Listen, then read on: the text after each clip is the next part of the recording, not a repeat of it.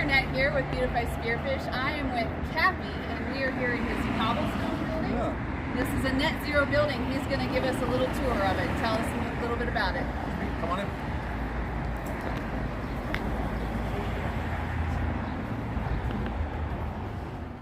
Thanks for taking the time, Ms. Cappie. Thank you. Yeah, so we're just about done with the completion of the Cobblestone Building. This is a net zero mixed-use office building in downtown Spearfish, on the corner of Grant and Main down here. Been working on the project. The concept started about 3 years ago, and my wife Rachel designed the building. We did as much as we could from an environmental standpoint as well as an energy use standpoint. The net zero piece of it, we have 30 kilowatts of solar power that'll be on the south-facing part of the roof. That over the course of the year, the building will produce more electricity than it uses. So high efficiency furnaces and lights, fixtures, different things like that. Smart thermostats, a lot of different stuff from the technology side that we implemented in getting her going. So we're pretty excited to almost be done with it. So Very cool. yeah, so the front half of the building is 12 individual offices. Rachel's company, Rose Group International, has the top 6. She has a consulting company, and then we have different local businesses and the other ones downstairs. But yeah, just wanted to build a building like there wasn't in Spearfish, just something modern and sexy and professional, and but also have that environmental piece to it to be responsible for the footprint, and be responsible for the use that we have, and show people that you can still have really nice things, and lights in your office and air conditioning and all the fun stuff, but also be responsible with that input from the solar side. So. Yeah, so like about the last thing left is we got a big conference table coming in next week, big slab of stone from a local place here in town, and yeah, there's a big rammed earth feature wall in the middle. That's a technique called rammed earth. It's Portland stabilized soil, so those lifts are compressed pneumatically inside traditional concrete forms.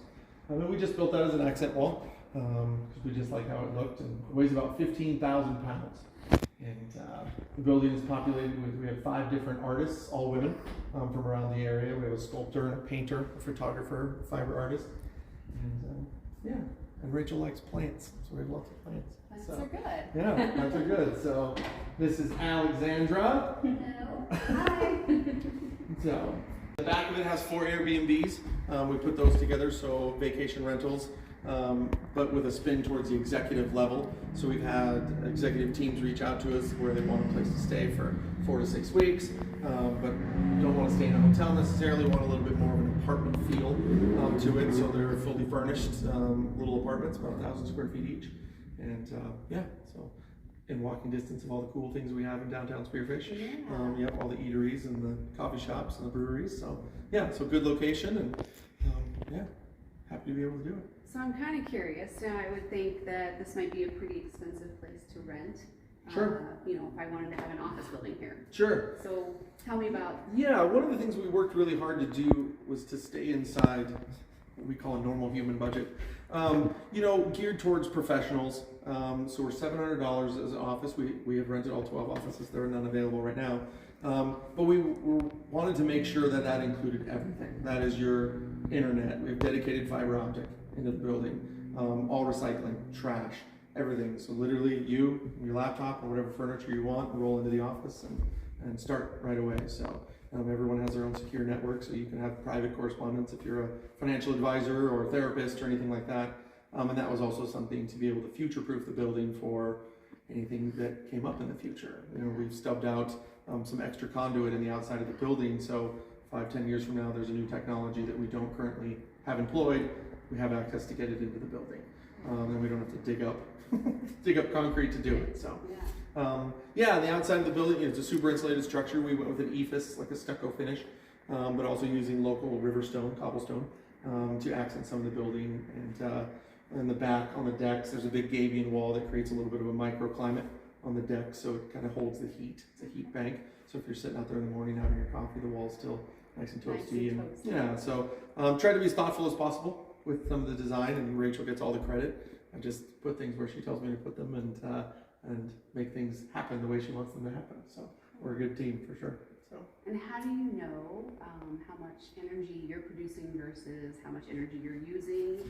Absolutely, yeah. So within the solar system, the inverters. So we are what's called a grid tied system. So we do not have batteries currently. We've sized the system and set it up to have batteries in the future. Some of the challenge with solar in the current position we're at, the batteries are the most expensive part of the system. And technology is changing every day and changing pretty rapidly, so we're kind of keeping our eye on when it'll be the appropriate time to do that. So for us, the inverters and some of the controls downstairs are intelligent enough, so it's all connected via Wi-Fi, and tells us what the usage is. And we're able to track that usage over the year. We can break it down into months, we can break it down into quarters, and see what we need. Summer months, obviously you have the pressure of air conditioning, but you also have way more hours in the day producing electricity with the panels. Most people don't realize a solar panel or solar module will produce electricity even when it's cloudy. It didn't used to. The technology wasn't there to do that, but even in low light, dusk and dawn, they still produce electricity. So in the wintertime, we don't have as much electrical use because the air conditioners aren't running, but we also have less sun hours. So it's a wash over the course of a year. And our goal is to be responsible for that footprint, but also with a net zero, one of the financial benefits is that it's zero. It's a wash at the end of the year. So we'll buy some electricity at some points and we'll sell electricity back at other points, with the goal that at the end of the year, we don't owe an electric bill. So. Very cool. Yeah. A couple other questions. Any other small sustainability things that you've got going on here that maybe somebody could do in their own home? Yeah, I think some of it too is something that's overlooked a little bit is like what the traditional landscaping, what we know in the Midwest of, we do some shrubs and some grass and rose bushes and things. Planting our local flowers that bring in the pollinators, planting, and they're really easy to do, and incorporating that into the landscape that requires very little maintenance and things like that. Out front, we're going to have a couple of small trees, some hardscape as well, just from a maintenance standpoint for us as a commercial building. And so a lot of it is don't be afraid to try something. If it doesn't work, try something different. It's okay. Don't be scared to reach out. But the landscaping for me is one of the most satisfying things because it's a big change, and then you get to watch that change throughout the summer season and watch all the little critters and things come and go and do what they want. And we have a little rabbit that lives next door to the big spruce tree. He's been fun to watch all winter and all summer. So. But I think, the LED fixtures are a huge thing. That's a pretty common thing now. Some of these more modern light fixtures we have upstairs and downstairs, it used to be you could get an LED light bulb, and that was it. Above the plants here, this one, for example, these are full spectrum LEDs. Okay. So those are for plants, specifically designed. Different plants, like the Monstera wants more light. This one wants less, and you can tailor what you do towards that. So a lot of things you can do with lighting to save on electricity and just change the mood a little bit. So, Well, very cool. I appreciate your time. Well, thank you. Yeah, thanks for coming down, and looking forward to an awesome summer downtown. Thanks so much. Thanks. I appreciate it.